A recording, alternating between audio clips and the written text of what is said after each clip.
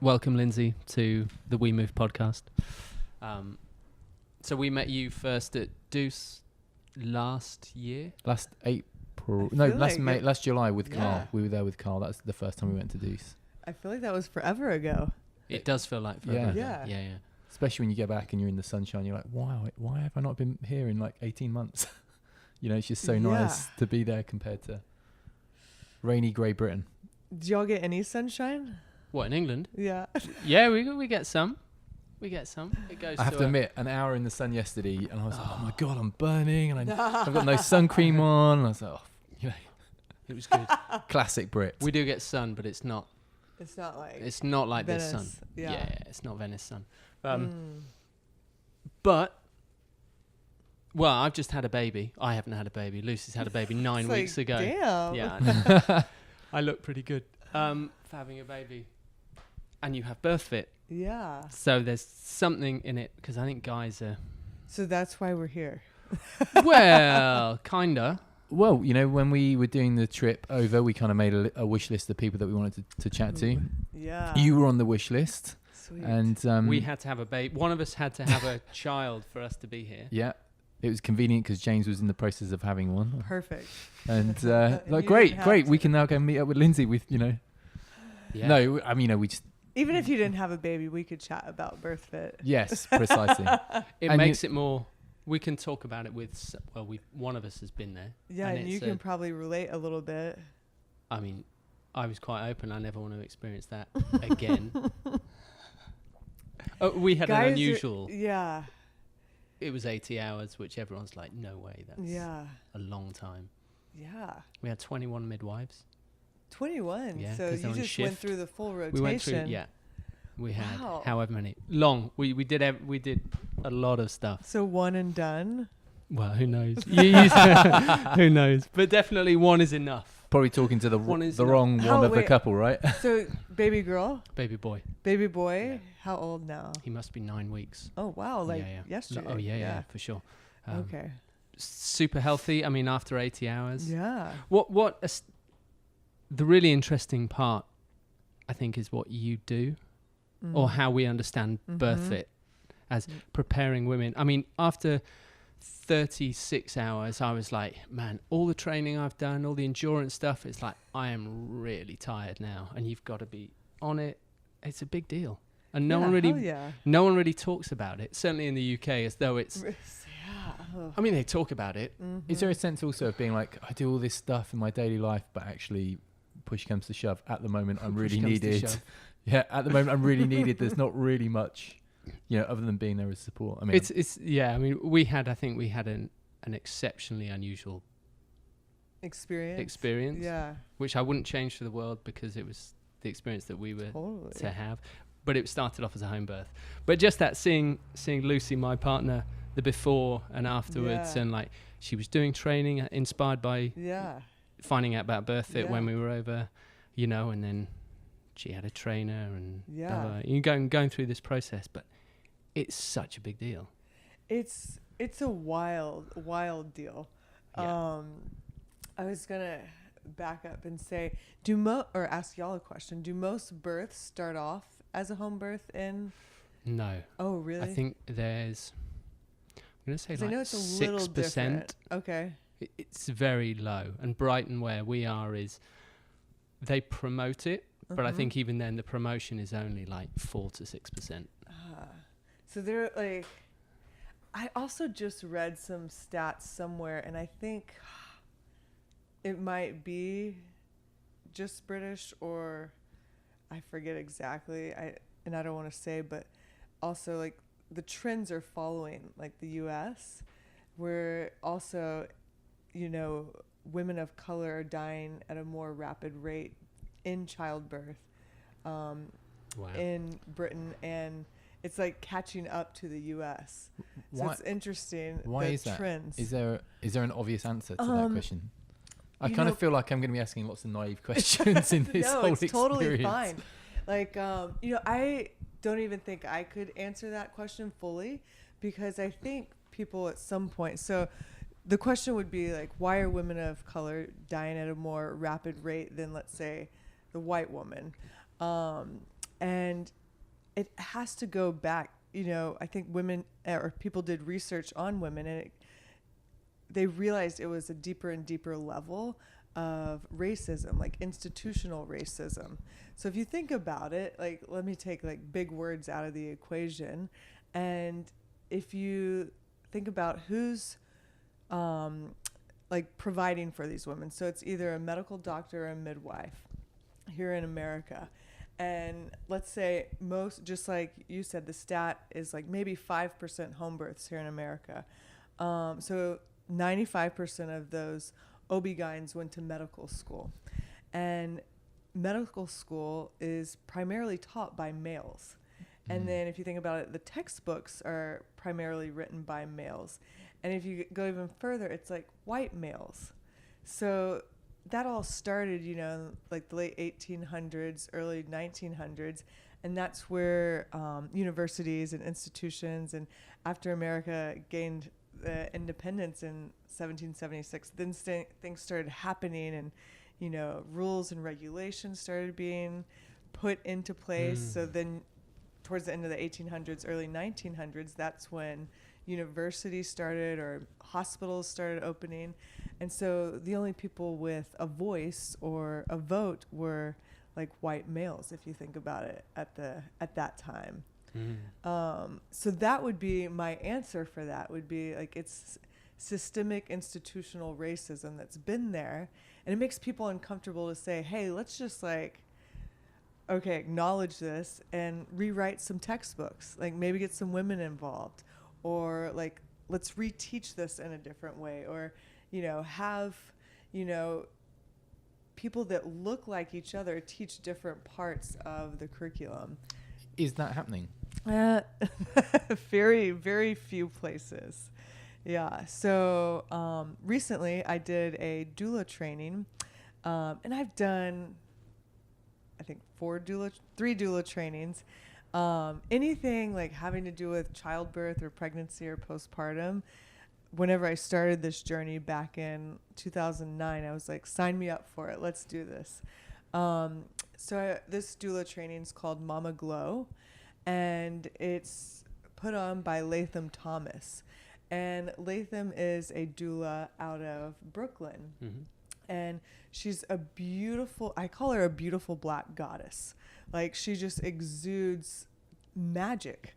And she started this doula training specifically for women of color, and to reach different pockets that, let's say, other organizations in America, like doula organizations specifically, weren't reaching. So let's say at my first 2 doula trainings, there was maybe 1 or 2 black women, maybe 1 or 2 Hispanic, or, just very few representation of people of color. At one training, there was 1 guy, and he had a male partner, and he wanted to be there to find out more of like how they could learn and, adopt and bring life into this world. Wow. So I think there's, a whole avenue we could go down there about, representing different parts of the population. But that would be my answer for that question. Asking the really obvious question from my perspective, and therefore I'm sure from X amount of people that whoever listens to this, what is a doula? What does a doula do? We probably should have started with this, huh? Okay, so, and I was just explaining this to some guy friends of mine in Houston, and I'll start with it. So basically, if you're having a baby or you're going down that path, you're going to choose a healthcare provider. And in America, you can go the route of choosing an OB-GYN or choosing a midwife. And I say, basically, those are the people that are going to catch the baby. So they're not really going to catch the baby, but they're like the quarterback of the team, right? So the doula is the person that is there for emotional, physical, any kind of support for the mom and her partner. So like, let's say y'all are having a baby. I would be the advocate for y'all in the hospital setting, in the home setting, in the birth center setting, and making sure that whatever your wishes were, desires that we went over ahead of time, that we were taking the time and creating the space to at least go through that together, and so that the whole thing didn't cascade into, you know, a different direction. And then you're like, oh shit, what happened? It's like having an on-set producer by the sounds of it. Yeah, As in like someone that you trust that totally. takes care of everything so you don't have to be thinking about stuff whilst you're, or that's my interpretation. Yeah, that's a really good interpretation. And I'm like, every birth is different, and it's so unknown. Like, we could plan, right, for it to go this way, and it's gonna go this way. But yeah, you're on your toes, ready for, okay, let's say the midwife or the OB-GYN comes in, and they say to dad or partner or whoever, and say, hey, it's been, 36 hours. Why don't we try an epidural to give her some relief? And maybe that wasn't her wish. Well, then dad or partner talks to me, and they're like, what should we do? I'm like, let's ask for some time. Maybe some time just to like make a list, like if we have that kind of time, pluses and minuses, or like take a time out, have everybody step out of the room, and that way partner and mom can talk about, okay, this is a fork in the road. Which way do we want to go to still honor our values, So yeah, definitely on-set producer. Photographer day job. So it's, what do? I need someone to help. Yeah, for sure. And so how long have you been a doula for? Since 2009, almost 10 years. Did that precede BirthFit then? Yeah. And is definitely. that how BirthFit came about? Because of your experiences as a doula, or? Both my experience as a doula and also as a chiropractor. Right. So I originally traveled to some chronological order here then, please. I graduated from chiropractic school in 2009, and I had also completed my doula training by that year, but I had attended more births than I had seen chiropractic patients, if that makes sense, at that time, which wasn't a lot on either intentionally end. Or no, it was just like how it worked out. Right. So yeah, I went to Los Angeles to go to chiropractic school, and I thought my path was going to go down like the sports med rehab kind of setting, and I went and worked on set basically with actors and actresses, and I would help get their bodies ready for like a big stunt or a fight scene. And I also worked with athletes and like people down at the training center, but I took whatever I gained in that sports rehab world and applied it to like the actors and actresses that were doing the biggest stunts of their life, and so I took like prehab stuff and ramping up for competition. Well, this is how you ramp up for, climbing or jumping through a window and not injuring yourself. Because if you think about it, everything that I had learned from basically working with Olympic sprinters, like, okay, we're going to try to go all out on this 100-meter sprint, and then we're going to recover so that you can do it again in, the semifinals, 6 days later or 3 days later. So that was basically what I was transferring over. Is like, okay, we're going to jump through this window probably 20 times today. We're going to recover, and then we're probably going to shoot again tomorrow. So you got to at least feel like 80%. You're not going to feel like 100%, but let's try it, shoot for 80. So then that started all to transfer into the birth world. So after observing like my first few births, I was like, how's nobody like rehabbing these women?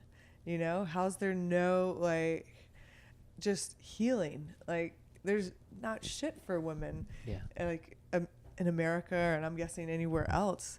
But that was really astonishing to me. And then my own personal experience with my ACL injury. And I don't know if you've ever been injured or had a surgery or anything. don't do it if you can prevent it.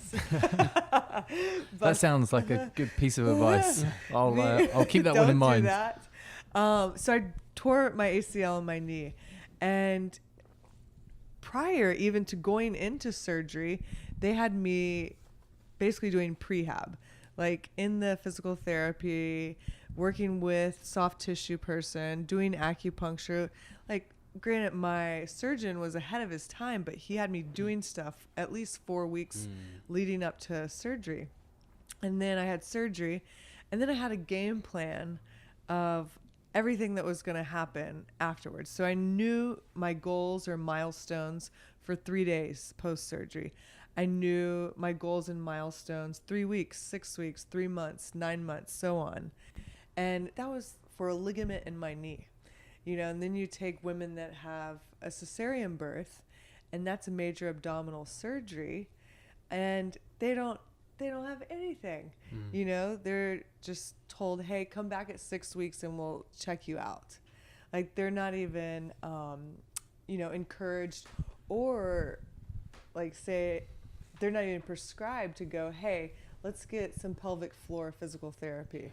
You know, nobody. So that was a big wake up call for me, and just being exposed to that side of things. You know, I didn't grow up being exposed to birth or the birth world. You know, I grew up pretty standard American. Well, not many people are. Yeah. You know, I mean, our experience, Lucy's mum had 5 kids. Wow. All kind of under 6 hours. Wow. All, you know, amazing. So yeah, we just kind of, you make the assumption that, and it was like, okay, well, we've done actually all together, doubled it, added some, and it ended in a C-section. We did and all like, 5 kids put together. Yeah, and no one mentions a thing. Everything in the UK is seen as quite. There's the pregnancy. It's finite. It's like, cool, you're pregnant now, but not how that connects with, you know, the everything. 9 months. Yeah. And then that's not seen as No. connected to the next bit. Like, nothing's connected together. They're all taken in isolation. Yeah. And my experience of the hospitals, and I'm, you know, not a huge fan of the experience, but it's almost like it's like, I can do this in 5 minutes. You know, they're almost like Top Gun pilots. It's like, I can do this bit, but then they just leave, and you're left in total. I mean, well, the whole thing's traumatic, but you're left like a bomb's gone off, and you're like, I have no idea. Yeah, what's going on. you're basically left at ground zero with no tools, and you're like, okay, which way's out? You know, how do we get out of here? And it's not the same door that you came in. Like, that's sure as hell, because you're a totally different person than. Yeah, that door's gone. Yeah, it's so wild. So I'll let you in on how I describe the whole. So we call everything the motherhood transition, and basically for us, that definition is preconception, conception, pregnancy, birth, and the first year postpartum. So like the initial 12 months. And initially when we were, you know, designing Birth Fit, we're just like, oh, we're postpartum. And we assumed that people would get, it was a year, or it was, you know, at least 6 months or something. But what we've realized, and so I started the Birth Fit blog back in 2011, that we've literally had to create our own definitions for things, because like, people don't get that the motherhood transition is literally probably like 2 to 3 years, maybe 5 years for some people. You know, it's a big window of their life. So for us, the motherhood transition is preconception to the first 12 months postpartum. And I view it as this mountain, or this mountain that you got to climb. And I have a triangle graphic that, you know, starts with some things like behaviors, and the more you go up this triangle, you get closer and closer, and at the peak of this triangle is source. So it's like God or love or whatever you believe in. So if you think about this, and I should do it this way since y'all are facing me, but the woman has to climb this mountain, and that starts, you know, preconception or at the beginning of pregnancy, or maybe for some people it's labor. But I say climb this mountain because at some point in that whole experience, the woman's going to be faced with something that's going to challenge like her midline, her soul. And it may be that she's got to shift behaviors or a mindset in order to get pregnant. Or it may be like, oh, she's got to kind of dissolve and work through some body image issues once belly starts growing and things like that. But anyways, mom's climbing this mountain and she creates this team and they're designed to help her. So you as a partner will be on this team, doula would be on this team, OB-GYN or midwife or whoever, and they're all helping her climb up this mountain. And they're not going to let her fall back down, you know, maybe there's steps up this mountain. And so they get her up. And once she gets to the peak of this mountain, that's where birth happens. And that can be a cesarean birth, that can be a vaginal birth. But this birth has the potential to basically be this enlightened experience, or as some people describe, you know, when they have an unmedicated birth, they went to this other brain wavelength. And it doesn't matter what type of birth, vaginal or cesarean, mom still has to basically reach through this dimension and pull life from another dimension into our world, which is pretty far out to think about, right? Like, holy hell, you know, there was 4 people in here and now there's 5. Yeah. Like, what? So then she pulls life into this world and now we got to go back down the other side of this mountain. And it's like, oh, that's postpartum, you know, and I describe it as, you know, here in America, we basically push the woman down the hill. Like, hey, great job on having the baby, cesarean or vaginal. We'll check in at 6 weeks and then good luck, high five. And then we basically push her down this hill and she's rolling until boom, something hits her, stops her in her tracks. Maybe it's an injury, you know, maybe her hip's funky, low back, maybe it's milk supply issues, just something to like say, hey, let's slow down and regroup. Where in reality, you know, what we try to teach is, hey, coming down this mountain is a really slow integration back into society. Like, you went in this door, like we talked about, you reached through another dimension, you pulled life in, and now, like, sorry, we're a shitty society and we haven't really like done a great job of integrating women back in post-birth. And that's where I see a lot of improvement happening, is that postpartum side of things.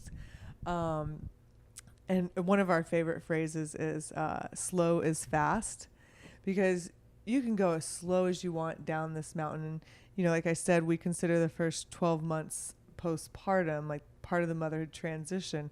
So take 12 months to heal. Do you find the new you, find your new rhythm, and integrate back into society how you want to show up, as a mom or, you know, as a wife or a partner or whoever, because this whole thing probably just redefined you, you know, and that's pretty wild.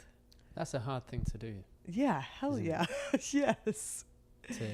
Yes. To reintegrate. I mean, just from watching, it's like the body's different. There's a baby. Yeah. It's like, who am I? Yeah.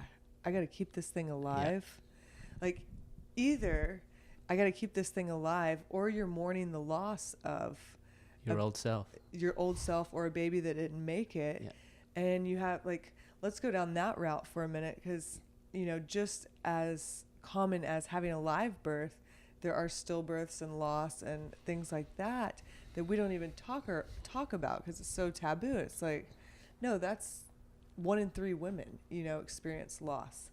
And now you're dealing with a body that made a baby maybe to 37 weeks. And now you're grieving your body, your old self, and the loss of the spirit that you connected with for 37 weeks. Like, that's, and we don't even give these women space. Like, it's so fucked up. Sorry. No, it's fine. So, that's fine. But then so let's go back to the route of a live birth. But you're exactly right. Maybe you're a woman who's identified as an athlete, you know, her whole life, or somebody in the film or movie business, and her body's not what it was before, or what showed up in magazines or television, and she's like, her soul is trapped in this body that she's like, I don't know who this is. So it's hard. And then you have partners or husbands or boyfriends or whoever that are like, I have no idea what to do. I have no idea how to help my wife or my girlfriend or whoever. Yeah. And we don't have enough tools for this transition. Yeah. Do you have the men involved in the process of birth fit as well then, with regards to the postpartum? How does that, what are you doing? How does it work? Yeah. How do I get involved? not quite me, but not yet. How does it work? Asking for a friend. So like on the, I guess, most small scale, we have about 30 or 40% males that listen to the Birth Fit podcast. And I think that's kind of cool because they're at least listening to half of the episode or part of it, and they're getting exposed to some of this talk and information. Also, this is like a side tangent note. We just invited probably about 55 new regional directors, and 2 of them are males. And they're going to be teaching like the Birth Fit curriculum in their parts of the United States, which is pretty rad. They're both married. One's expecting a child, and I don't think the other one is his wife or girlfriend or whoever. I don't think they're pregnant. But so they're on like different levels within Birth Fit. Like that's the most involved route. We probably have about, I would say a sixth, maybe a fifth of the population at our seminars are males. So like the coach seminar or the professional seminar, there'll be males or partners involved. But let's say like you're just a couple and you're like, okay, let's get pregnant. What do we do? Then mom and partner, mom and dad, whoever, they would take the Birth Fit prenatal series together. And so that's basically a birth education course. And have y'all heard of like Lamaze or Bradley method or hypnobirthing or things like that? Yeah. Mm-hmm. This is our version of birth education. So I used to teach hypnobirthing, and then I started teaching ICA, childbirth educator.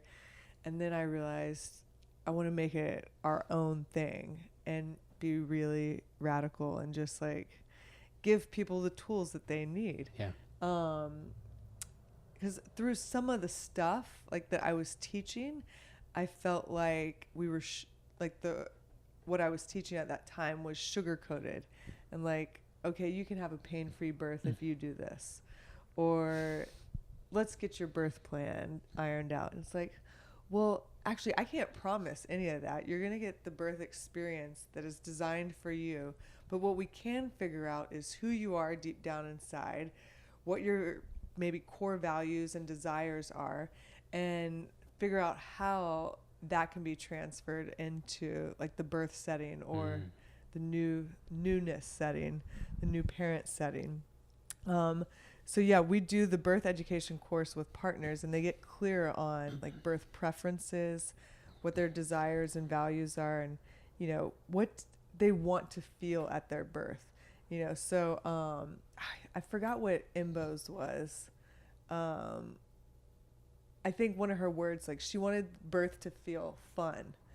And, if you asked her right afterwards, she was like, no, that was fucking intense. But if you go back, and I think it's the third follow-up of the episode that we did with Imbo on the podcast was, she was like, actually, yes, it was fun. Like now that she's watched the video and looked at the pictures and not so close to the actual event, like Stosh is, I think, 5 months now. The pictures are just aren't they unbelievable? Amazing? Yeah, some of the most powerful pictures I've seen. Yeah. And via your Instagram channels, seeing now more and more birth pictures, or the not necessarily birth literally the birth picture, but you know, pictures around the period of time of the birth. It's just, you know, it's hard to wait till you're in there. Yeah, well, no, what I was going to say, it's hard to think of other pictures in my mind that convey the amount of power that those pictures do. Yeah, totally. Like, and especially Imbos, like, if you know the person, I should say that, especially if you know the person. So I was looking at Imbos, and I don't know which ones she sent over to y'all, but there's one where that's the one. Michael's holding her face Yeah, up. we've got that one, yeah. Oh, I just love that because you can see like how much she's surrendering. Yeah. And you can see how much she's leaning on him as his rock, right? Like partner, dad, whoever, like you're the keeper of the cave. Mom's not allowed to use her thinking brain. She's got to surrender to a power greater than any of us. And you can totally see that in Imbo's face and just, yeah, that whole, I think that's my favorite picture of that. Yeah. That's incredible. Is that phase the whole thing is a challenge, but that surrendering, because my sort of external objective sort of viewpoint is women aren't encouraged in today's society to surrender, to be vulnerable, to be all of those things that you need to be in that place. And like that's the real strength, and there's a holding on, right? And you just don't want to be holding on at that point. It's just you've got to give it go. But however old you are when you give birth, Lucy's 33, that's 33 years of conditioning that's gone into that body. You nailed it. Yeah. To hold on tight. Well, to not get pregnant. I always think you're told to never get pregnant. Don't even have sex. Like, depending on how you grew up. Like, if it's super religious, don't even look at a guy and don't get pregnant. And like, to resist all of that, which is the most natural thing in the world. And then you go into that stage. Yeah. And it's like, how do I surrender? How do I be vulnerable? Yeah. I thought that wasn't talked about at all, or isn't encouraged, or just not even in society. Yeah. And the real strength, I came out going, you're one tough motherfucker, because I just witnessed. So you're like, I don't even want to go through what you went through. But that ability to surrender, and that was really hard for Luce. And I've said it now, so hard, I hope she doesn't mind that I have said it. And you're like, because you've got to learn it on the spot straight away. You have to, or have it. They're pumping you full of some hormone that you've got no choice. You're not even surrendering. It's punching its way out. Yeah, it's coming from the inside going, here's the contractions. Yeah. Which is like, then you're like, fucked. Yeah. That's how, and it's like, just seems a real challenge. And you're over there going, great job, honey. Yeah. Like, holy hell. Yeah, we resisted all of that. We had 2 doulas, but the best bit of advice I got was, you're the keeper of the cave. And I was like, I can totally do that. So I just sat outside the room. Registrar after registrar was coming up, and I was like, you don't tell us what to do. Yeah. You present the information and then we go back in, but it's about creating a space for Lucy to make the decision on her, or with the facts, not on her own, because we were with her, with no pressure from any different route. And you're trying to make board level decisions whilst coming under fire. It's incredible. But that's the thing that wasn't seen. We're not, as a society, probably encouraged to go into that place of vulnerability, particularly women. It made me really cross during the 80 hours, because I was like, this isn't right. Yeah, you're like, nobody even practiced any of this with us. And no one celebrates women in there.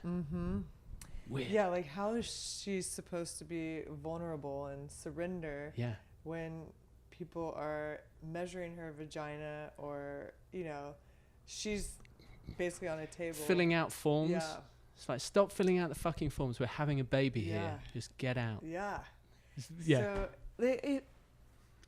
So, that's like the underlying thing of it all. And you think about this, like, especially in America, like, the masculine energy rules, like structure, organization, linear numbers, like even in the fitness community, like we write down, the loads that we use that day. Let's go up by 5% next week, or let's, do 30% chains or bands or whatever. You measure your progress with numbers, how fast you did something, how many rounds you got, sort of thing. And the masculine energy has dominated, and like we were talking about, they're the ones that wrote the textbook. And nowhere were people that, males or females, were they encouraged to embrace that feminine energy of, how am I feeling right now? And if I'm feeling shitty, that's okay, but let's explore this, Whereas if you feel anything, don't feel anything, much less it be a negative feeling, because let's mask that up, So I think if we could just use a little more feminine energy, especially in our society, it would go a long way. But, that's one thing. For instance, I'm going to relate this to fitness and training. As like fitness is one of our 4 pillars in BirthFit. And when women start with us, especially, they show up at the coach seminar, the online programs, they're so used to like CrossFitting their face off, or, going hard in the paint, or these are like some phrases or like being left just dead after a workout, And it's like, no, like this is a different season. Like maybe that was last season and this is pregnancy season. These workouts are designed to make you feel good, or to make you get to know your body on a deeper level. Approach these with curiosity and see what comes up. And so we'll write things like continuous workflow for 20 minutes as opposed to AMRAP, as many reps as possible. Don't do that. Like, just flow for 20 minutes and see how you feel afterwards. Maybe you stop 10 minutes into it because you're at like weeks 9 or 10 and your morning sickness is like not getting better. Maybe you tried to move for a little bit and that's it. But yeah, I think if we could embrace the feminine energy early on, then any human can start to explore emotions on a deeper level. And specifically, like you said, to surrender to what's going on, and one of our other pillars is mindset. And one of like the brief definition we have for mindset is to create space between a stimulus and a response.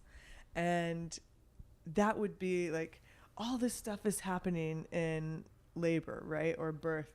And it's like, hold on, like, let me just take a breath and breathe. Okay, I can handle this one contraction. This is the only contraction I have right now in front of me. Let me do this one. And then when that contraction leaves, cleansing breath, let it go. It's in the past. All right, next one comes up. So you're only embracing whatever you need to embrace and surrendering to whatever is right there in front of you, and then letting the rest go. But yeah, I don't think nobody teaches us, and hopefully, the next generations will be taught a little bit different, because we're having conversations like this, to embrace vulnerability and just show up and be able to let yourself go in the moment, whatever that moment is. Yeah. I think that's really important. The focus is on the end product. It's the baby. Not the progress. Right where you are at the minute, which might be in between contractions or totally wherever it is. It's like, it's always about, everyone comes in and it's about, there's no baby yet. It's like, I know there's no baby yet. Yeah. I've had like 5 contractions. I would tell you if there was a baby. Yeah, you'll know when it's coming.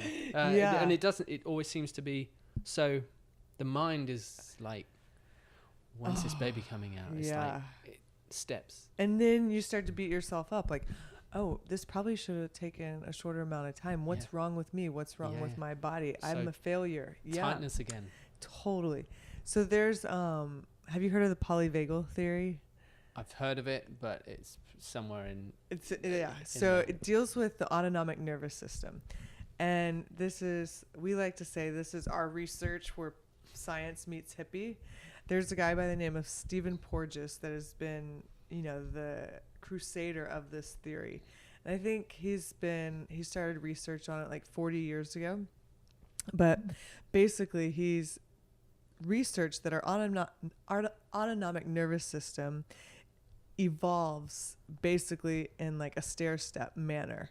So first parasympathetic, then sympathetic, and then this branch of socialization. So I won't get too into it. And there's like a book you can order on Amazon. But what I would say is go look at some YouTube videos of him talking on it. But what we take away from it is basically you can go, I wish I had the drawing for y'all. It's on my computer. But the parasympathetic, that's like, if somebody's coming through that door to attack us, the easiest thing would just be like go into shock and just lay there.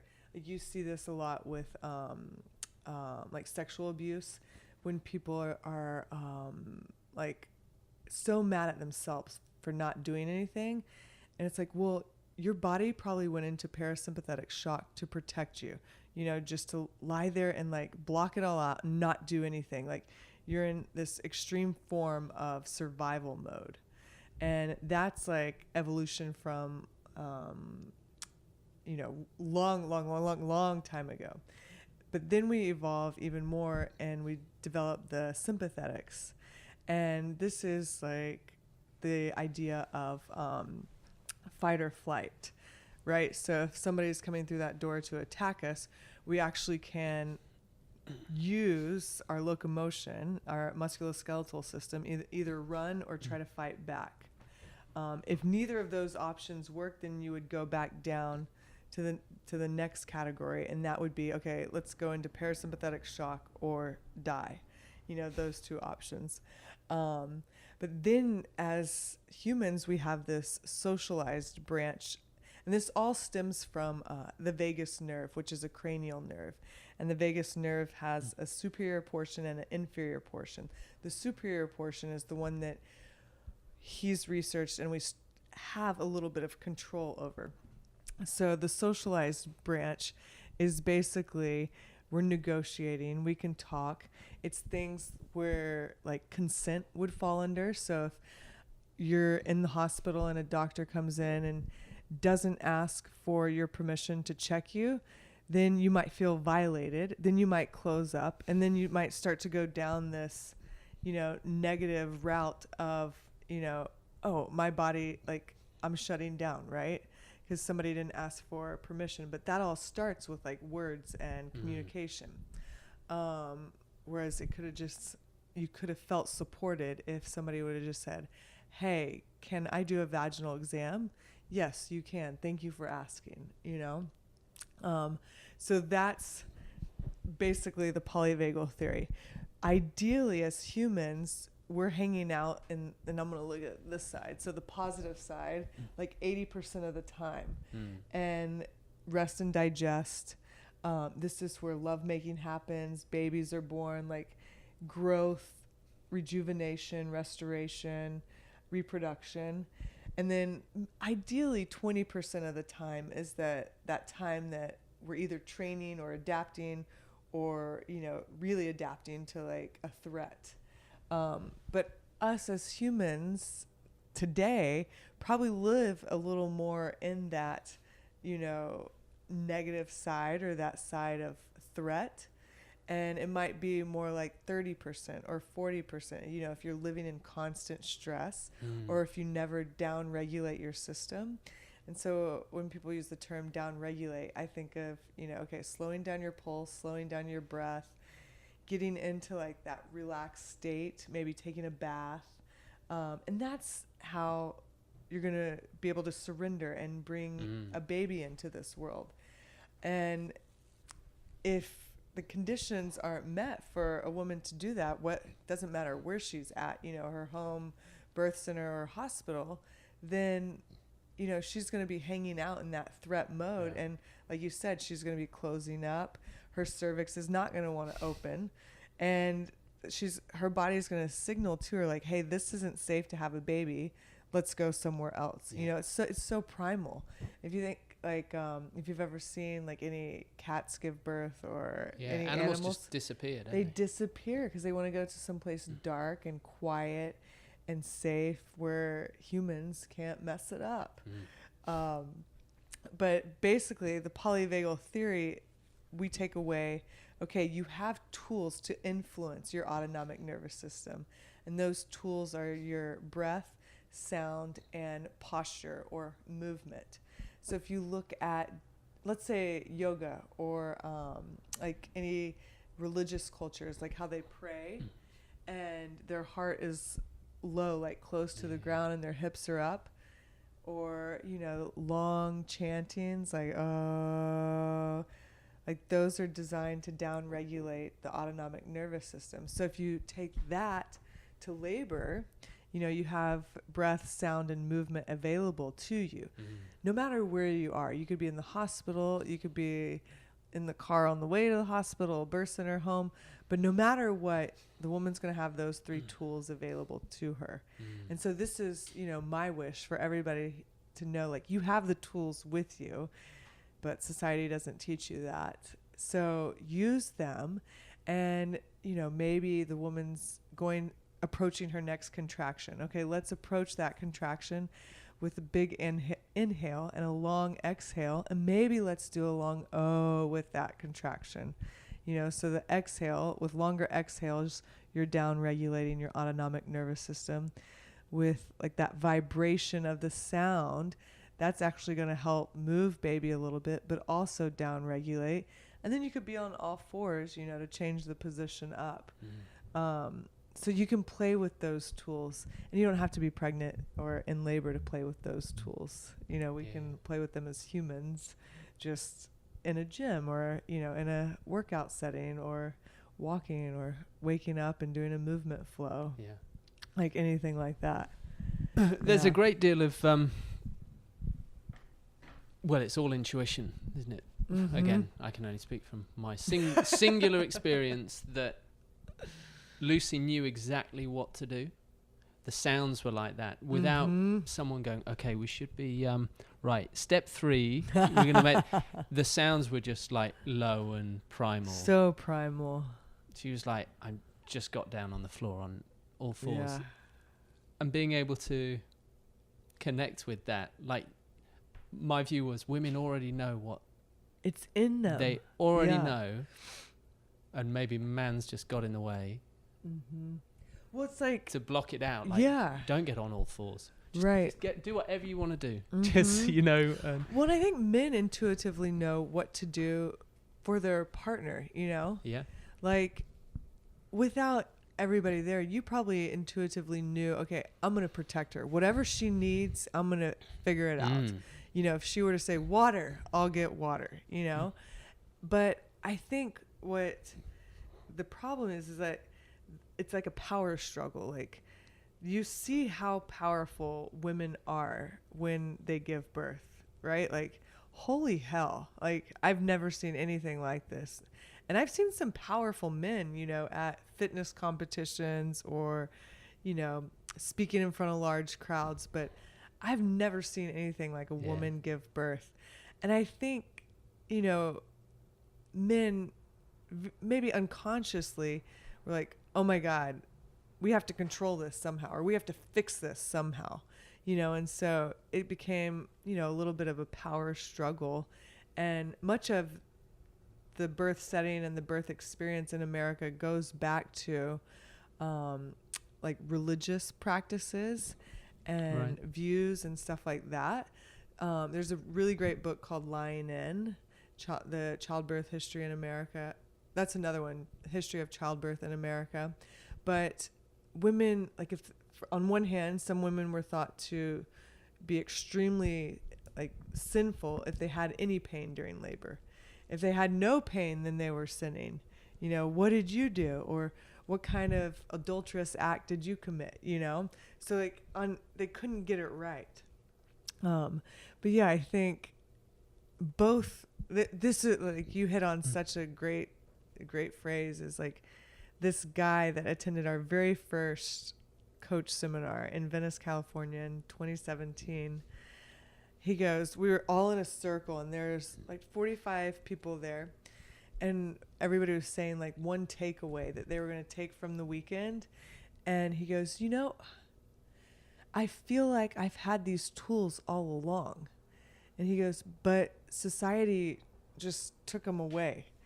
And we're like, you nailed it. Like, we don't even have to teach the seminar. He was like, no, but now I got to support, like, his wife. He just found out his wife was pregnant at that time. He goes, yeah, but how, like, I need tools on how to teach my wife and how to show her this and how to, you know, interact with the doctor, or interact with the midwife, or interact with society. And that's, like, the conditioning that you're talking about. Like, how do we start to condition in a different way? Well, you were talking, I remember during the pregnancy, you kept talking to me about the language that people were using, women in particular, were using towards Lucy through their own conditioning, and how that was really fear-inducing language. Yeah. And I'm sure I'm sure there was no malice in the words, in their intent with their language.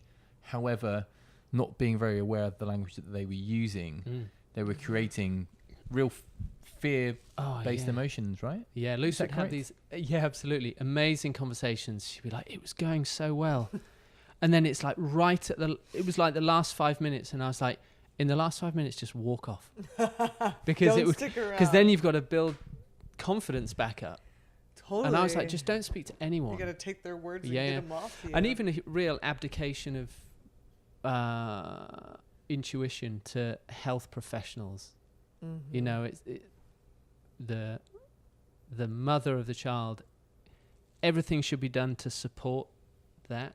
Yeah, that dynamic. That's all that matters. Yeah. And everyone, and I guess that's a great team. And when you find it, it's incredible. It's like, these are the skills that I have. Do you need any? These are the skills that I have. Do you need any? And just cherry pick rather than, okay, oxytocin drip. Yeah. But and then you're fighting off. You're in fight or flight to fight all these things off. And then you probably still have lingering feelings from whatever just happened. Yeah. Well, you just didn't like you've been punched in the face. Yeah. And you're like, that was just me, know. And what else? That birth plans are weird. Yeah. Like, you write this thing, a prediction, and I was like, right. I wouldn't do that again. No. So what we do is have people go through a birth preference worksheet. So it's like 9 pages of just like, basically we want them to research things, like do their investigative homework. And then they always come back with questions. So then we have, from that and the mission statement and the values, we have them create a 1 page of like 10 bullet points, like what means the most to you. And maybe for somebody it's the lights are dim.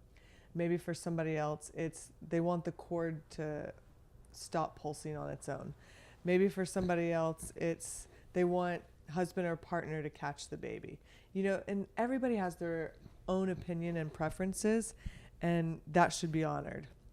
But take that, make your bullet points, but then at the top we always write how you want to feel. Or your desires. And it's usually like 1 or 2 words, maybe a little phrase. And that's what we always come back to. So, as a doula, I have like the 1 sheet in my back pocket, and I'm going to show up for this birth. And, maybe we're 2 days in, probably not this one, but the next one. We're like 2 days in, and, they're talking to epidural, like, hey, let's go this route. I'm saying, okay, so-and-so, does this meet the feeling or the desires that you want? Can this still support this? At this time, does this support this? And if it doesn't, what happens if we choose to do nothing right now? So birth plans are interesting. Yeah. Because it gets you fixed on something. And then when you're fixed on something and that's not the outcome, then you're like, fuck, I failed. It's like, no, you didn't. Yeah. That's just wasn't the path that was designed for you, Yeah, that idea of failure. Yeah. I mean, I called Chris up. I was in tears because Luce then had and then like in the 75th hour, it's like, I'm having did she have an epidural?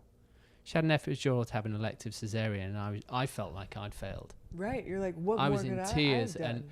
that was really hard for me to watch the person that I loved become this like farm animal, or you know, as these people came in, and it was, you know, and they put the, I've forgotten what it's called, the doodah that goes in your wrist Oh, to like the administer. hep block. Yeah. And The IV. it's like, if you're going to do that, you do it once, 3 goes, and I'm like looking at this thing going, I would just drop you out the window right now. If I you could, know, yeah. Just really weird, but I thought I'd failed, and then Luce was going in, and so many weird emotions. And I called you and said, you know, my biggest fear is to resent the baby, because the person that I love is Lucy, and like you say, the man is protecting that person. I was like, who's causing you to be like this right now? There's no one here, it's the baby. And I was, you know, and I've been really open about that. I was like, I don't even want it. And I said to her mum, I was like, this is what I'm dealing with right now, because the person that's causing Luce the upset and the discomfort, and she's doing the selfless act, is the baby. And it's like, I just get it gone. Yeah. Very, very weird, like surreal. It's so trippy. Yeah. Yeah. And then you've got this thing, Yeah. this human being. And you're supposed to love it automatically. Yeah. Fuck. And then people think, especially in a situation like yours, or I have some moms that they have like 3 or 4 hour labor, and so they're in complete shock, and they're like they don't, similar to you, they don't even want to touch the baby yet, because they're like, what the fuck just happened? You know, this thing came through me. Yeah. So yeah, that's the integrating back into society, and I think partner and dad have to do it just as much, you know. Yeah. If I could like give one piece of advice for the partner or dad, it would be to have somebody like you have, like, so that you can pick up and call and say, this is what I'm feeling. Like, there's no judgment from him. He's just holding space from you, and you just go off, because you can't go off on wife or mom, because you have to be the rock right there, you know. But I would say for sure to have, you know, your go-to person. Yeah, we were really fortunate. Lucy's mum was there. I was there. We had our osteopath. We had 2 doulas. I mean, there was an army. Our Ayurvedic practitioners. Yeah. I mean, you know, if there was a candle lit for every person on our team in Brighton, the whole place would have been lit up. Like, it was, but even then, you're like, awesome. Yeah, it's tough. We were Mexican midwifery techniques trying to flip this baby. The rebozo. Yeah, and that was interesting. When you were talking about like a masculine approach to writing everything down, I was kicking myself, because it's like we had this awesome midwife who was a friend, actually. She wasn't on duty, but she came in just to do this, you know, Mexican witchcraft. and I was like, okay, we do this 10 times. And I was like, we haven't done it 10 times. Yeah, you're we like, do one it more. 10 times. Yeah. And because I was like, we do everything. If you want it this way, I'm going to. Yeah. And I was like, we only did it 6. It could have happened on the. And I'm very much like that anyway. It's like, we could have done it on the. Yeah. Could have happened on the 10th, but we didn't give it a shot. All of those like masculine things going. Did I do everything that I could do? Yeah. No, because I didn't do it 10 times, and we didn't do this 6.5 times in that way. Yeah, really, really weird. But I just called him Chris up in tears. Oh. What a good friend you are. He just told me to get in the sea. He was like, just go into the sea, come out. Well, probably a good advice. Yeah. Well, the context of that was that you were at that time, well, even now, you were finding great solace in going into the sea. And I just kind of thought, well, you know, because English sea, this is going to bring you straight back, you know, take you out of, you know, the English sea's pretty fucking cold. It's going to take you out of all of those kind of, it's just going to snap you out of that place where you're in. Yeah. And like refresh you to start again, right? It's like a jolt. Yeah, it's like the splash of water to the face or something, just to jolt you out of the place. Totally. What is it like? See and eat some food. Did you eat some? Did you eat some? Did you jump in the sea? I didn't jump in the sea. I went to get a bacon sandwich. Okay, a little bit of a jolt there. Cried, spoke to my mum, told her the same thing, and I was like, "You don't understand, mum. 3 kids, like, do not understand." And I was like, and then I walked back. And then the next wave starts. Yeah. You know, and you watch it. Yeah. It's so wild. You know, really, really amazing. I don't know if y'all have like done any processing around the birth, but maybe take some time and write like a few words, like have her write her birth experience, you write yours, and then you can share them. Yeah. And then ask how you can support each other's healing in that way. And you know what's interesting is when we have people do this, especially let's say it's like 6 weeks after birth, and then maybe we do it again 6 months later, the stories almost change a little bit, or they become a little bit more positive, you know, especially if you're investigating or curious around, oh, let me unpack this emotion, you know, like especially the one like, oh, I don't want this thing that is doing this to my wife right now, you know, like let me unpack this a little more and say, maybe they're not doing it. Maybe the little bugger was just trying to get out, you know? Yeah, that's for the sure. best he knew how to. Well, the odd thing, I was a C-section baby. Yeah. And then Esky was C-section. And I was like, I said to the surgeon, I was like, well, I had 2 questions for her. I was like, are you really good?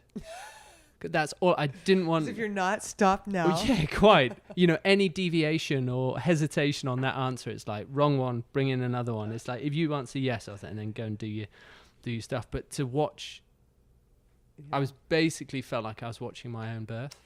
Ooh, yeah. Which was really odd. And my view was, and I said this to Lucy's mum, I kind of don't agree with C-sections. And I said, and I know that means that I wouldn't be here now, and I'm totally fine with that. Yeah. And it was, and then to say that about my own son, totally. we can, but it was really like, she was like, yeah, but, you know, and I was like, yeah, that might mean Lucy would not be here and the baby wouldn't be here, or only one of them. But it's like, that's how I feel right now. Yeah. So you're dealing with that, and then that's like a should, shouldn't. Totally. And I'll go back in and say, Lucy, you all right? You know, you'd... She's like, yes, I'm fine. Yeah. What are you doing out there? So how's it been then in the past 9 weeks? Really tough. Because some big things that you were sharing. Yeah. So how's it been then? Really tough, and I think Lindsey was saying about, you know, the two having both of you writing down your experiences and share them. So how's it been in the past? It's kind of good. It's like therapy. Well, we've gone away on a 2-week trip, and having spoken to Lucy, so we've been away for 2 weeks. Oh, and I was people like, you and Lucy went away? Me and Lucy, we went backpacking for 2 weeks. No, and people have been really horrified that I've gone away. It's like, oh, you know, like, Dad's not doing it. And I spoke to Lucy the other day, and she was like, it's been the best thing. I bet. That we could have done. And it was tough for Lucy to start with, but Lucy has an incredible family. Their mum's 10 minutes up the road. 2 brothers, 2 sisters, that, you know, incredible. But for me, she said, because she's been able to get into her groove and kind of really feel that actually she's a great mum. Mm-hmm. And she can do it. With no one to deflect it onto. It's like, cool, I'm awake. It's 4 a.m, we're feeding. Yeah. You know? Yeah. And touch wood, we'll go back and it'll all be, you know, all be good. And it's been great for me just to feel like, you know, I felt incredibly your primal. Identity. Yeah. It's like all I want to do is go out and hunt. Yeah. It's like, okay, we just go and bring stuff back now. Like, get me out of the cave. Yeah. Lucy, stay in the cave. The fire's lit. It's all good. I'm off. You know, really. Yeah, but it's been tough, and I kind of. There's no point in. Well, so many. Oh, it's amazing. It's amazing. Mm-hmm. And are you tired? And Esky sleeps like 6-7 hours a night. It's amazing. You know, he's a dude, and we co-sleep and all of this, you know, hippie stuff. But it's great. There's but you still, and downs. Yeah. But people say, "Oh, you know, tired, sleep." Yeah. I'm like, the sleep's actually not the problem. We're still exhausted from that 80 hours. Yeah. You know, not actually that. Now. It's like that's the bit that we're tired from, which no one. Yeah, you're like, we never caught up on that sleep. That's the crazy thing. Like the rest of it, it's Yeah. like, you can deal with it in the moment. Totally. If you think like, But coming from deficit yeah, is hard. absolutely. The IMBO says the same thing about sleep, and they're going through a little sleep regression right now, and he's 5 months, but she's like, it's still like fine. You know, they've been able to sleep like since the beginning, 6-7 hours at a time, like you mentioned. But I think, you know, any type of transition, and that's why we call it the motherhood transition, or like, I just moved from Los Angeles to Austin. Like, that's a big ass transition. Or like losing a job or changing jobs or divorce or breakup or whatever. Those are all transitions. And I don't think we give enough credit, or We don't talk about transitions. like how taxing it is on the nervous system. Yeah. We actually just had a conversation Who that is. almost 2 weeks ago with a climber in Yosemite. Oh. A guy called Ron Kalk was a pioneer climber in his day, and he talked. There was a pivotal moment in his life where he was coming to the end of his career, and he broke his leg, and then there was, and that kind of meant the beginning of changing from being this badass climber to, okay, my career's probably coming down the other side of the hill now. Yeah. And it coincided with the flood, the 100-year flood in Yosemite Valley, which shut the valley down for a few months. And we were talking specifically about reflection and transition, and he was saying that it took him 6 months, you know, to transition from, you know, through that process. Yeah. You would never ever give yourself, or very few people would give themselves 6 months to transition, right? Yeah. Okay, I'll go away for the weekend, or, you know, Yeah. I'll think about it next week, or Yeah. the time for reflection. Yeah. It's not really given. No, and I love that you said that, because like, even so the move I just had, like, I haven't lifted weights, done anything like that I was used to doing, you know. Right. Like, Sorry, I'm just and- lighting yeah, up go on. because you know, I read on your Instagram the other day that you were feeling tired and you weren't getting up the Yeah. normal time, but rather than fighting that, you were actually giving yourself the space I've to been be sleeping till like 7 a.m. I'm like, what the Sleep hell till is 7 that? a.m. Like, and I used to wake up by 5:30 without an alarm. You can do that in Venice, though. Yeah, I could.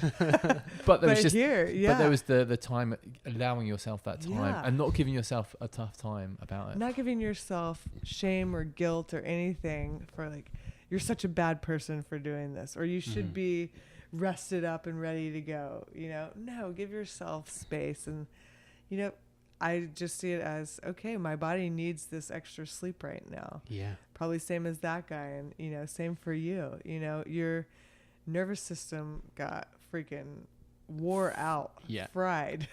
Like, Totally. let it recover. Yeah. Yeah. Totally. Talking of reflection, so James and I both send over your coffee talk Oh yeah. things to each other every so often. Yeah. So this is like an amazing amount of reflection that you were doing pretty much on a daily basis, right? With the coffee talks. Yeah. I love this little. Well, I said I was going to call it a little project, but I guess it is a project. Yeah, I have no idea what it's gonna be. I have an idea now. I was just talking to somebody about it, but you know, it started like, there's been some big transitions in my life over the past year, and I would say from like June to July, it was like kind of dark, and I like darkness because I feel like seeds are planted in the darkness, and for some reason, I started the coffee talk probably like 3 weeks into this. And it mainly starts like on my journal set in here. And I wake up with a cup of coffee and I just start journaling. Or, you know, I might have a prompt or something from, I have this business astrologer coach. She might have sent me something, but it's usually, I just start writing and see what comes up. If nothing like tickles me fancy, then I'll start going down the gratitude, like, what am I grateful for today?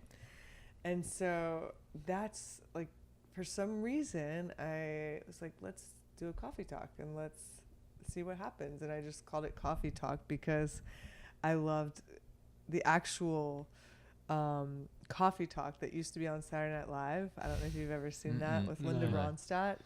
and Mike Myers plays her, and it is hilarious. You can like YouTube videos. Yeah, but weirdly, we don't get Saturday Night Live in the UK. Every American you talk to is like waxes lyrical about it, and every Brit you talk to is like, I know the name, but it's never on TV. What? Like start with like the old Saturday Night Live, and then go into like the Chris Farley time, and I don't really watch it now, but so Coffee Talk, when I was in like grade school, like 3rd and 4th grade, maybe 5th grade. Which is how old? Because like, that doesn't.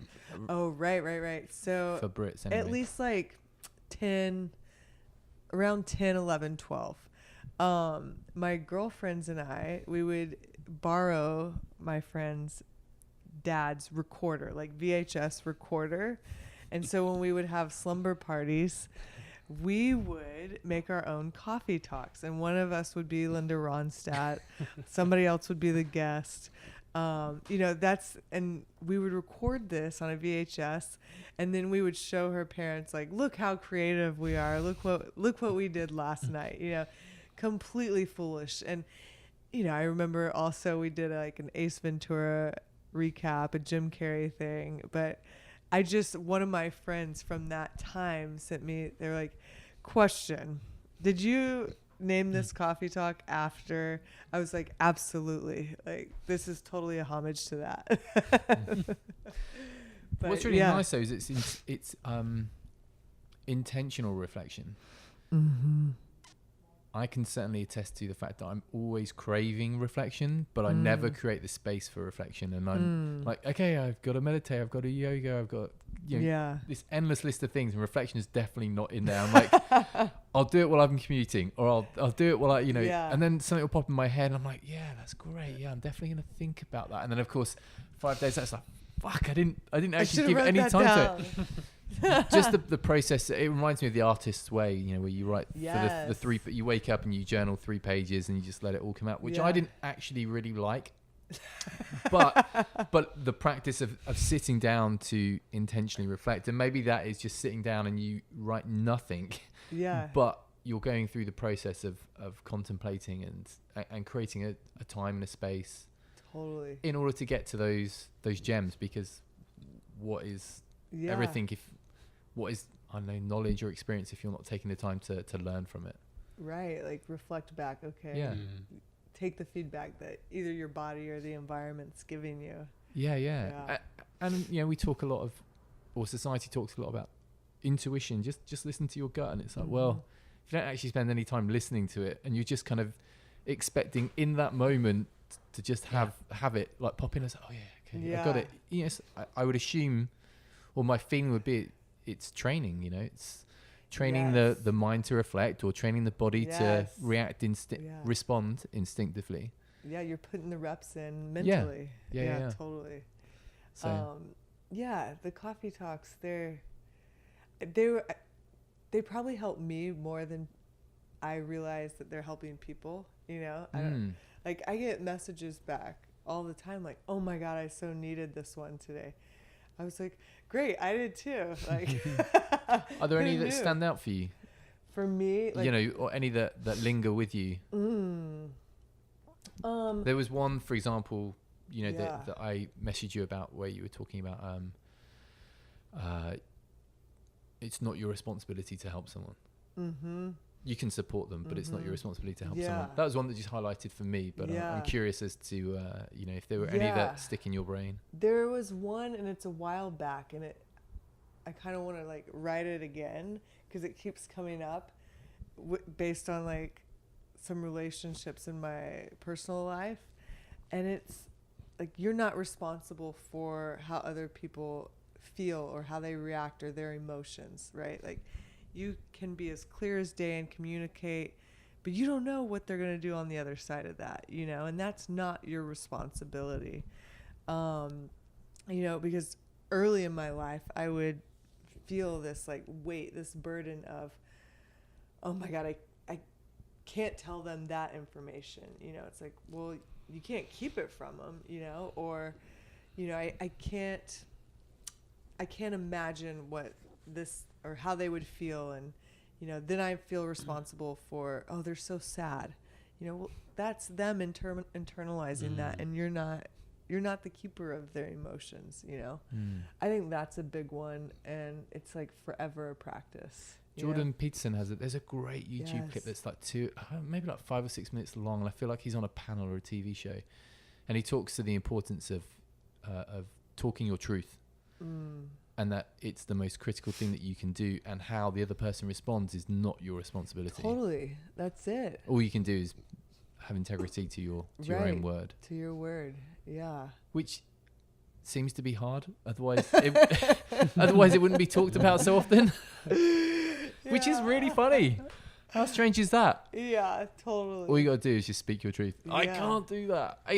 I'm guilty of it, Oh, for sure. As I'm sure 100% of people are, but it's just kind of weird that it is.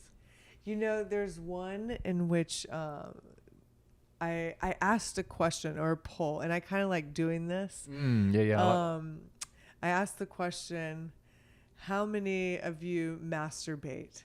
Or how many of you women masturbate? Or something like that along those lines. I'll have to go back and find it. But and this was in context of I remember this one. This was in context of building a relationship back with the body. Yeah, with yourself, your physical body. Yeah. Getting to know yourself. Yeah, that's right. And I was surprised by how little women actually do. Right. Can you remember the percentage? I want to say it was less than 50%. Wow. Yeah, and I was like, why do you think that is? Well, if you take me, the average American, and I grew up, an hour and a half south of Austin in conservative Texas, and I was taught, don't have sex until you're married, because that's a sin. And, I think part of our conditioning, let's not talk about sex, not wear anything too provocative, let's not get to know our bodies at all, basically. When I got my period, it was like, oh God, now you're going to have to deal with this the rest of your life rather than it be a celebration, So I think, and I was surprised about that because majority of the people that follow me, 60% of it is female. And I was like, well, shit. Okay. Maybe we should just have Touch Yourself Tuesdays or something. I don't know. But not just for women though, right? No, anybody. Oh my God. But yeah, I was actually surprised about that, especially us living in, the time we live in, where it's I feel like the communication is getting out. People are becoming, we're talking about more and more things. So that just reminded me, we got a little ways to go still. Yeah. I mean, it is just talking. Yeah. At the moment, isn't it? Yeah, totally. What's happening? There's a lot of talk. Not a lot of action. And the actions, yeah. Few and far between. Totally. And I think the greatest thing, and going back to getting to know your body again, and one thing that couples face after having a baby is oh shit, when are we having sex again? Woman may be thinking, I don't want him anywhere near me right now. This is how we got in this situation to begin with. Or dad or partner may be thinking, does she even desire me anymore? And I think as women, part of the healing and getting to know this new body is being able to touch yourself again, so that you can tell your partner or dad or whoever is on the other side, hey, this is okay for me right now, but this isn't. Touch me here but not here, or let's try this and not this. And that's even harder to do if pre-baby there wasn't that awareness. Right. Yes. Yeah. I had an interesting thing yesterday, conversation with Luce. She was reading somewhere about when the baby's here, the mum is obviously, when the baby cries, the mother produces oxytocin, which creates that bond. But in men, testosterone is released in massive quantities, which just makes men angry. And they're like, what's wrong? What's happening? And so, and it was related to kind of being basically a contraceptive to put the man and woman further away from each other, Wow. so they didn't. So in that time, the baby's survival was ensured, so there wasn't another baby coming along which left the current baby. And I was like, yeah, it's kind of interesting. Isn't that wild? How, like, evolution of the human bodies, like, kind of know what to do. Well, it totally knows what it's doing. We've just messed it up. Yeah. Yeah. But yeah, I don't know what's going to happen with the coffee talks or. I like it. I mean, I'm a broad generalized sweep of the brush here. I kind of really like the way that Americans own,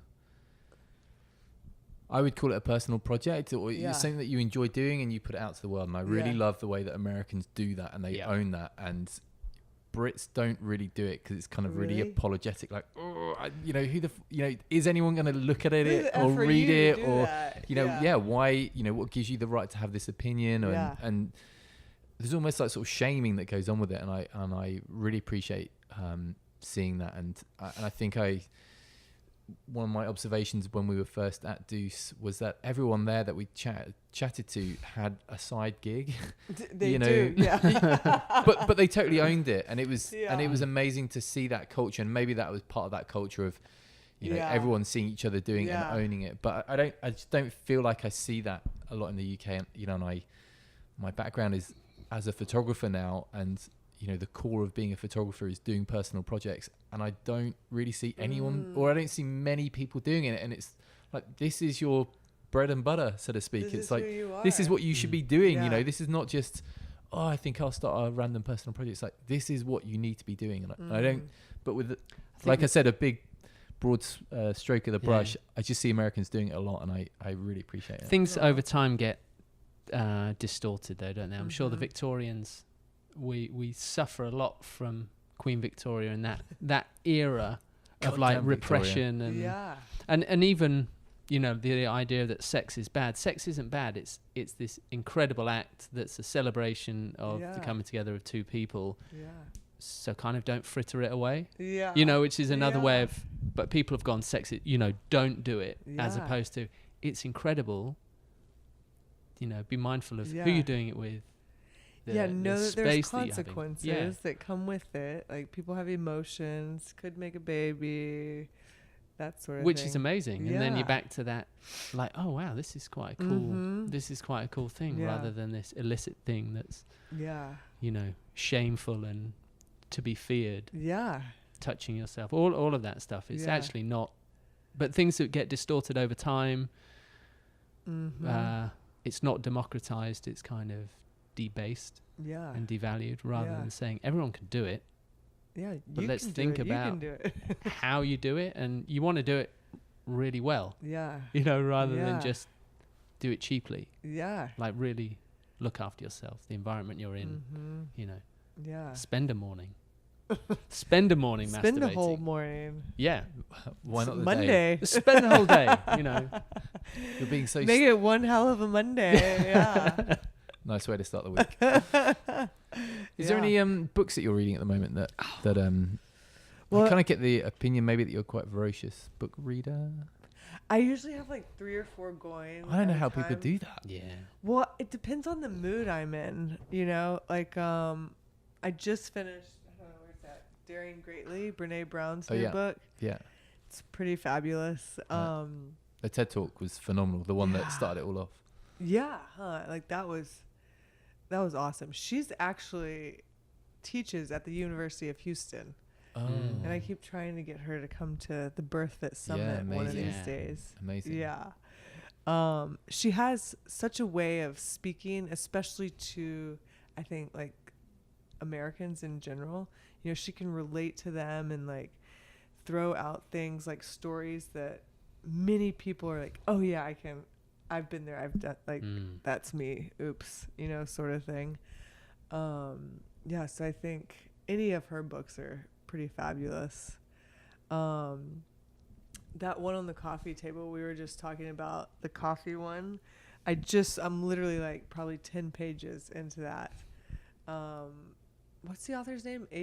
AJ Jacobs. I haven't read any of his other books. The one where he spends a year living from the Bible is, I mean, it's such an amazing concept. But he really, really gets into it, and hilarious to read. Must have been so challenging to have been his wife. Oh my God, I bet. Because getting back to the beginning of the conversation where we talked about how like sort of masculine power has shaped things. Well, it started with the Bible, right? And so you can imagine some of the shit that he's getting up to. Oh my not God. not in a horrible negative way, but just by living to the word of the Bible. It's amazing. I'm gonna have to read it's more of his stuff. Such a good book, and I can't think why I've never read any more of his books. He's a really entertaining writer. I'm like, oh, this book's gonna be good. Yeah. Like already into it. Yeah. What else? If you open that cabinet, there's like a whole bunch of books in there. But I just shoved them all in there because I was like, it needs to look clean in here. It just pops into my head. Did you ever, when we first met, did you ever check out Elisa Vitti's work? Yes. Heck yeah. Yeah, that was Read an her book. Amazing conversation. Yeah. Y'all interviewed her, correct? Yeah. Well, You did. You were there. Kind of. Well, basically, we were in New York, and James's partner Lucy and one of her friends kind of interviewed her, and for some reason, I was taking some photos afterwards, so I kind of came along. Yeah. And I kind of sat in the conversation, but had a little bit of a. You're like, can I press record? Yeah. Well, we weren't even recording at that stage, just having an open conversation. And I was like, "There's so many questions I have for you." It was amazing. Meeting her was incredible, and her TED talk, and of course, I never in a million years kind of had an awareness of what she was talking about until I listened to her. But I was, just curious whether you saw her work.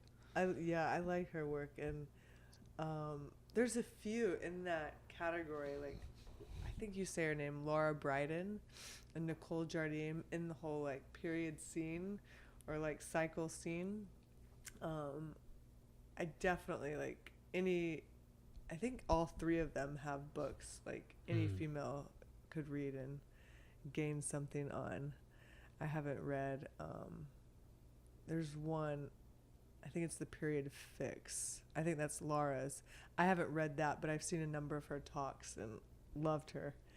Yeah. But there's a book I'm reading, and it's in there, and I think we talked a bit on feminine and masculine energy, and I think it's called The Art of Yin and Yang, or Dancing with Yin and Yang. And it talks about, it like relates to polyvagal theory and feminine and masculine energy. It's a heavy book, so it's like taken me I'm probably like 3 months in and only halfway into it, because I like read and then go back and read and go back. I'm like, wait, did I really grasp this? Do you take notes when you read the books? I'll take notes like in the book, or like circle something. If I'm really good, like Brene Brown's books, or like leadership books, like that other Bad Business, I think it's called. I'll get into that one, and like those types of books I have to like take notes in my journal on, or I'll have the notes section on my phone. Like, these are things I want to look up or come back to, because I'll always go and relate that to like birth fit business. Like, how can we implement and be better? Speaking of, Principles by Ray Dalio, that's like a big fat black book. And after I read that, I was like, we need the birth fit principles. We need the handbook. Let's go. So we wrote that all in 2017. And basically it's principles of how we do business within birth fit, and who we do business with, and why. It's like the number one thing that we took from Ray Dalio, and his company was, in truth and transparency. That's how we operate. So if I'm having, like today, I had a conversation with one of our seminar directors, and we're exploring, is this the right role for you? Or do you have a different dream role within birth fit? What does that look like? And, I want her sitting across the table from me, being able to be like radically truthful, radically transparent, saying, maybe this isn't the right role for me. Maybe I can use these strengths of mine in a different role, but I don't know what that looks like. Can you help me find what that looks like? And I think as the CEO, or, the other people that I have involved, like the COO or the managing director, like that's our job to, help and support and use these strengths of these leaders. It's empowering. Yeah, hell You yeah. empower someone else, which only then helps yourself. Yeah, totally. And it allows them to be the best version of themselves, and show up fully, whether it's, in this role or at home as mom or partner or whoever, Yeah. So radical truth and transparency. That was a big one from Ray Dalio. I have to check that out. I'd be curious to read it's that. a good business book for sure. Right. Yeah. It makes me think. I was at an event and someone was talking and they talked about if everyone, again back to authenticity and truth, and it's like if everyone was truthful to themselves and lived their own purpose, it's not at the expense of anyone else's purpose. Right. And it's like a ginormous matrix. So if everyone's being authentic and truthful and living their purpose, it connects into everyone else's purpose, and it kind of elevates everyone. And it's empowering someone to be honest and say, actually, this job's not right for me, without fear of the consequence of it, or fear of settling for, okay, well, it brings me this amount of money and all. Totally. Fear of judgment or lack of financial compensation or whatever. Totally. Which I guess relates to organizational culture. Yes.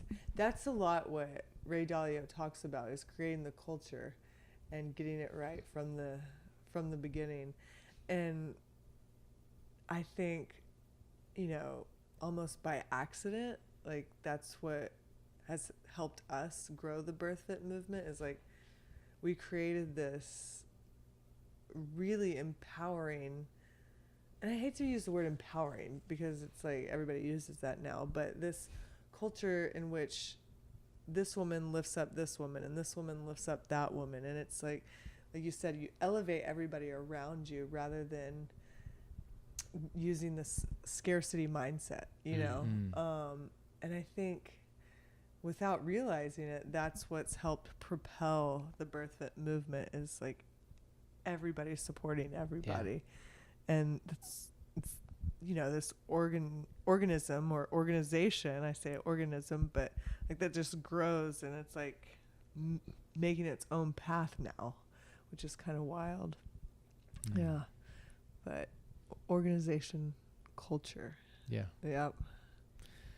Yeah. If only I paid attention to stuff like that at university. Yeah, I didn't learn any business in college. Oh, no. I did, but I didn't pay attention to it. Hey. So where can people find out more information on BirthFit? Yeah. And yourself, how, what, yeah, the Instagram handles, the website details, all those type of things. BirthFit.com. BirthFit on Instagram. BirthFit's on Twitter. I'm kind of bad at Twitter because I'm the one that still runs the social media. So yeah, if you just type in BirthFit, it'll come up. My personal Instagram is Lindsey K. Matthews. Yeah. And that's where you can find the coffee talks. Yeah. And then BirthFit it's just US? Just US. There are, I think, 2 BirthFit coaches, one in Germany and one in Nottingham. Oh, okay. Yeah. That's where I'm from. We've had 2 podcasts where they're like, oh yeah, I was in Nottingham. So you're like, bizarre. what? Yeah. Wow. Okay. But actually, in the last 2 days, like with meeting with our team, we have a ton of requests for like Germany actually, and getting back over into Europe. So like figuring out the schedule, what that looks like, and then regional directors, if that's a thing, who knows. But right now, how does someone become BirthFit authorized? So regional directors are the ones licensed to use the BirthFit mark, like the trademark, and they teach our curriculum, everything. So basically the classes and stuff that I started in Los Angeles, that's what we took, and we're like, here, BirthFit Dallas. Here you go, BirthFit Raleigh, North Carolina. So we take them through some training, and then they have to have certain prereqs in order to come in, so that we're all at the same level. And what are those prerequisites? So one is that a big one is they have to have taken a DNS seminar. And so DNS seminar stands for Dynamic Neuromuscular Stabilization. And it's actually out of the Prague School of Rehab. And they're phenomenal with like human movement.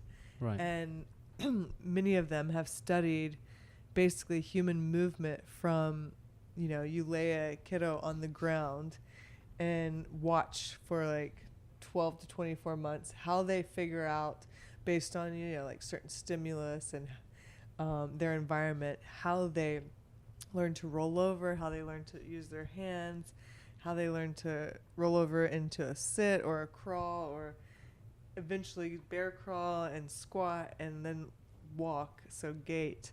And they're some of the greatest researchers as far as human movement that I've found. And so that is what we utilize for our postpartum healing. The only thing I would add on top of that is that we are weight bearing. So we're the only weight bearing mammals with like that are on 2 feet. Bipeds. Yeah. There you go. That word. So we had to learn to incorporate load again, which is where general strength training comes in. But that has to be established on top of a foundation of just adequate human movement, you know, and learning to use your breath and range of motion and balance and strength again. Then you can add load again, you know. So anyways, that's a tangent, but they have to have a DNS seminar. Mm-hmm. And exercise 1 DNS is like the most basic course, and any coach or professional, anybody would gain, you know, insight if they took that course. And then the next thing they need is a birth fit seminar. So they either need the coach seminar or the professional seminar. And when you have those two things, you can apply, because then we can all meet on the same ground level, right? And then we can turn over the curriculum, and they have a foundation of where to teach the postpartum series from, or where to teach the prenatal series from.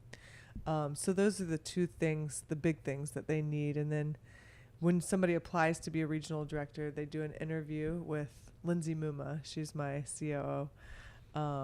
They either do an interview with her or this woman, Autumn, and they determine, you know, if they'd be a good fit for that area, our organization.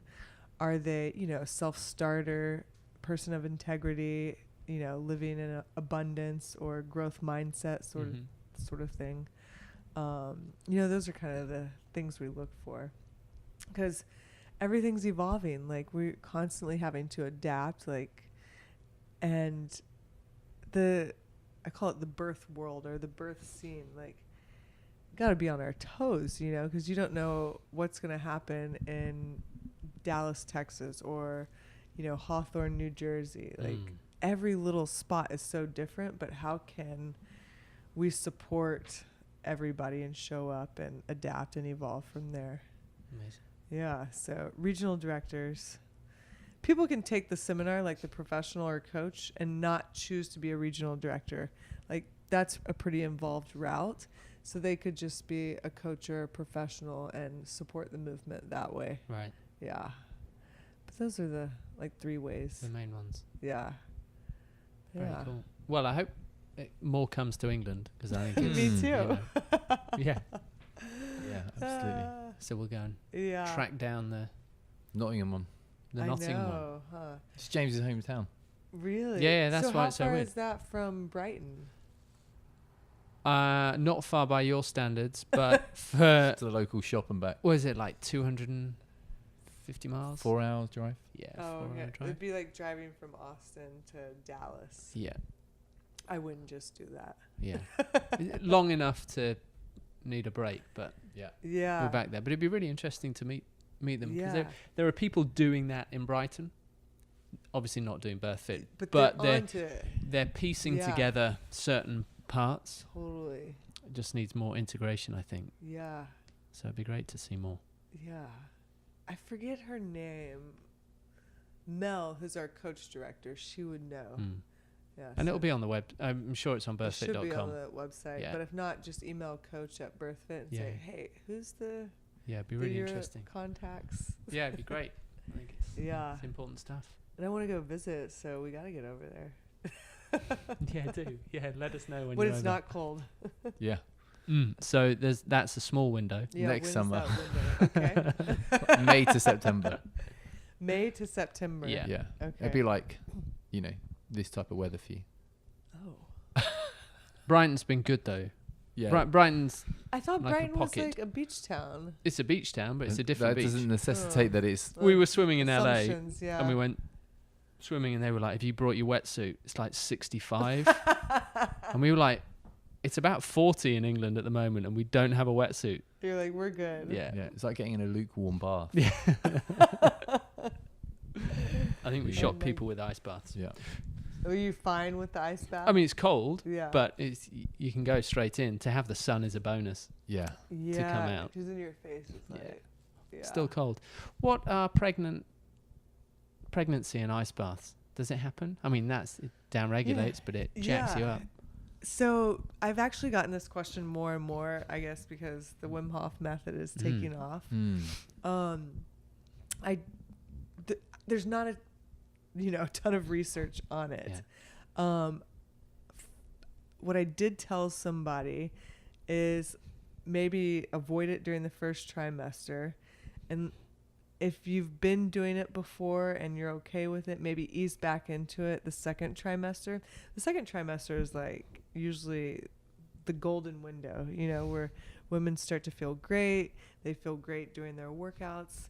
If they have a training day and they accidentally, hit a personal best in a squat or a deadlift, they're like, oh shit, that's totally fine. Like, 'cause it's that window of opportunity where you're like, oh my God, I could be pregnant forever. And then you grow so much and you're like 32, 35 weeks. You're like, yeah, right. Like, get this thing out of me. And saunas as well. Because the finish, 'cause we were- yeah. There was an anecdote, and there was like Finnish grandmothers like now are like, oh, you just don't know what the problem is, because Yeah. they must have been always going into saunas with big sauna Yeah. culture. But now I think it's but like, everyone's so fearful of there's things. I was just about to say that. Like, no matter what, people are going to have stuff to complain about, especially in pregnancy, and create fear, like in the language all around it. I had a number of people when I first started BirthFit that reached out about like heat. And, what made me think was like, there are women that live in Houston, Texas in August. And that's like Hot. as hell, humid, but their bodies adapt, and they make do like with what they got. Yeah. And, I wouldn't maybe live in Brighton and go do hot yoga every day, Yeah. but like understand like that this is pregnancy and birth have been happening forever and ever, and we wouldn't be here if it didn't work, so heat is probably okay. Just be mindful of how you utilize it. And if you're hot, come out. Yeah, totally. And if you're cold, come out as well. One of the coolest experiences was I did a sweat lodge. Like this was probably like 2010 maybe, and there was like 30 of us women, and there are 3 pregnant women in there, and like this is some real hippy dippy shit that I do, and this was like with I forget a tribe, or it was back like off the coast of like Ojai, and there's 3 basically layers to the sweat lodge, or this one in particular, maybe 5, I can't remember, but they would bring in more coals and make it hotter and hotter. And there were 3 pregnant women, and I remember one in particular just sat there and just like owned her breath, stayed calm on her face. And I remember I was like, I'm going to copy her, so I tried to sync my breath with hers, and she was just breathing so calm. And when it started to get warm, like warmer, she laid down on the ground because it was like mud and dirt, and that was cooler. And she stayed, so it was probably 5. She stayed 3 rounds. And then, you know, when it was time to bring in more coals for the 4th round, she had enough and she went out and she was fine. You know, and this was her, I think it was 3rd or 4th kiddo, but she had like trusted and known her intuition like anything I'd ever seen up until that point, you know. So that was I remember that experience pretty well. But yeah, sweat lodge. I came out of there. I stayed through all rounds, and I was like, "Oh my God, this was a spiritual experience. What just happened?" Yeah, it's a prayer. Yeah, totally. But yeah, I was impressed with her. I was like, "Damn, I'm gonna match her breathing." Oh man, yeah. So birth it. There you go. Birthfit.com. Yeah. Thanks so much. Yeah, for thank you. giving us your time. By. And great to chat. I'm Great glad to see we you got again. it in. Yeah, absolutely. And good luck. Yeah. Yeah. To you and to the mother to be. It'll all work out. Absolutely. Thank you. Nice one. Thanks, Lindsey. Yeah.